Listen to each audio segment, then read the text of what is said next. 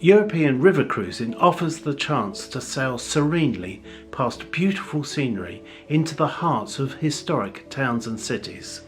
Rhine cruises run from Switzerland through Germany and as far as the Netherlands, passing romantic castles and the Lorelei Rock, where a siren was said to lure sailors to their death. You can see the Black Forest, drink Rudesheim coffee, marvel at Heidelberg's enormous barrel, and go on a pub crawl in Cologne. I love the Upper Danube for its history and its beautiful scenery. It flows through Germany, Austria and Slovakia to Budapest, whose Gothic Parliament building is one of the most magnificent sights you'll see on any river. But the Danube also takes you to Vienna, Bratislava and Nuremberg. You'll see grand palaces, historic castles and charming medieval towns of half-timbered houses and cobbled streets. You'll cruise through Austria's pretty Wachau Valley, full of rolling green hills, simply perfect for hiking and cycling trips too.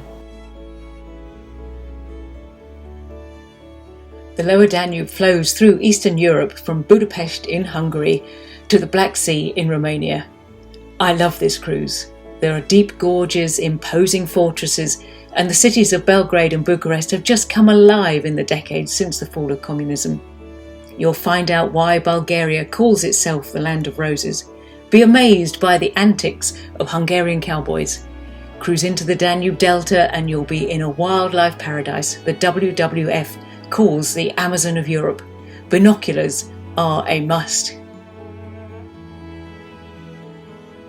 Endless fields of lavender and sunflowers are the lasting images I have of the Rhône, but there's so much more to see. There's all the gorgeous wine country around the Burgundy region, there's Arles, which is packed with Roman history, and the fantastic Pont du Gard aqueduct, and then Avignon, where ships tie up right in the heart of the city. And then there's all the adventure as well, riding the Vivarais steam train, which chugs along the gorge of the River Doubs, or if, like me, you like real activity, then kayak over the rapids under the massive Pont d'Arc at Vallon in the Ardèche. That is an adventure I'll never forget.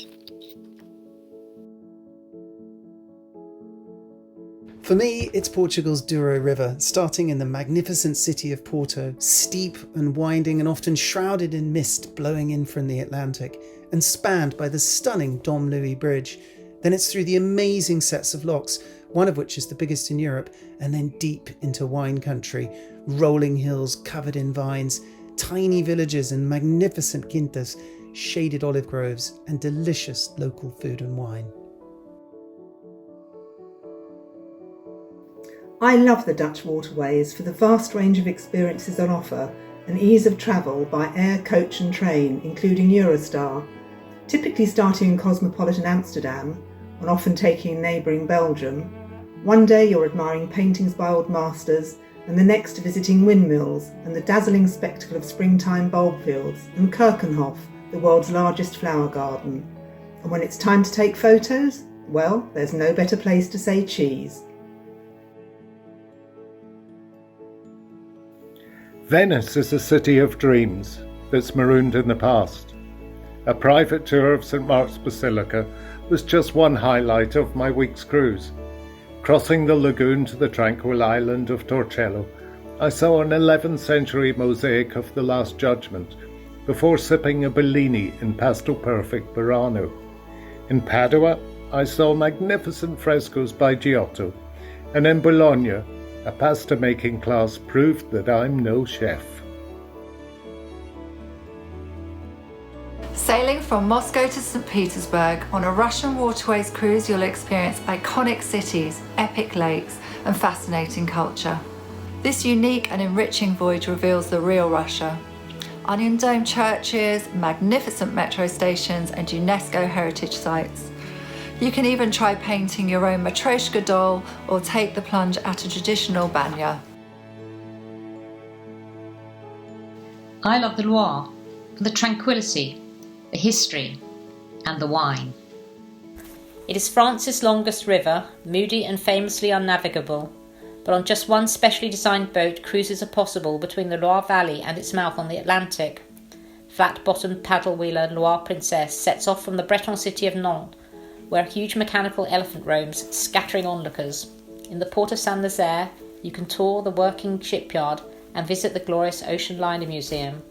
Sailing back upstream, there is time for wine tasting and to visit some of the Loire Valley's enchanting chateaux.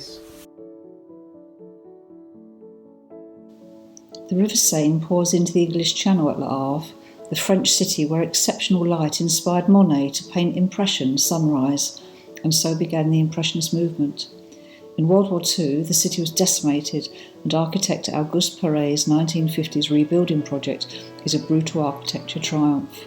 The Normandy beaches, scene of the D-Day landings on June 6, 1944, are a pilgrimage site for many guests on this wonderfully scenic sailing from Paris. I adore the Elbe. It's a game of two halves as it runs all the way through the Czech Republic and Germany to the North Sea. It skirts Prague and Berlin. There's pastoral perfection, soaring rock formations and the cities of Meissen and Dresden. And then some cruises even reach the glorious river port of Hamburg, which welcomes ocean cruises too. I've arrived on Queen Mary too to the awesome Harbour Festival in May when I could barely see the Elbe for ships of all sizes. Christmas, it's the most magical time of the year and one of the best for taking a European river cruise. From December, ships dressed for a party sail to the best Christmas markets on the continent. You'll find them at Amsterdam on the Dutch waterways, Cologne along the Rhine, Nuremberg and Vienna on the Danube, Paris on the Seine and Bordeaux on the Gironde, where you can stock up on cognac, truffles, chocolates, gingerbread and decorations, and enjoy a cheeky glühwein. Then, after a week of relaxation and convivial company, you'll be all set for Christmas Day.